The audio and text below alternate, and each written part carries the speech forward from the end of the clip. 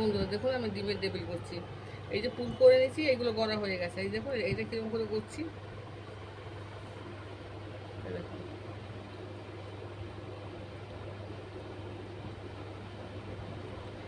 এই সাইডে যদি না আটকায় তাহলে হয়ে যাবে, ফেটে যাবে ওই ইগুলো। এইটা পুরে আছে আপনার গিয়ে, এই পুরে আছে, এখন বেশি হয়ে যাবে। পুরে আছে আপনার গিয়ে কি ওই মুরগির কিমা, চিকেন কিমা, আর আপনার আলু আর পেঁয়াজ, আদা এইসব দেওয়া আছে। দিয়ে পুরটা করে দিয়েছি, এটাকে এরকম করে করলাম। এখন বিস্কুটের গুঁড়ে দেবো।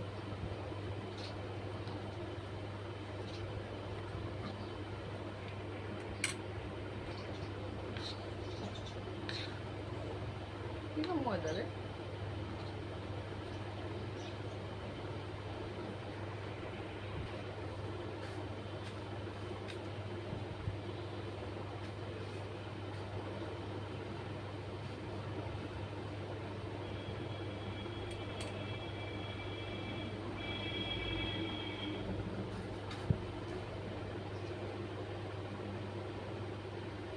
এই দেখুন আমার ডিমের টেবিল হয়ে গেছে, কত সুন্দর দেখতে হয়েছে।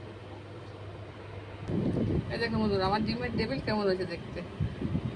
একবার করে খাইবার মুরগির মাংস দিয়ে করছে, মুরগির মাংস দিয়ে সব পুরটা করে দিয়েছি, আলু মুরগির মাংস সব কিছু দিয়ে পুর করে দিয়েছি।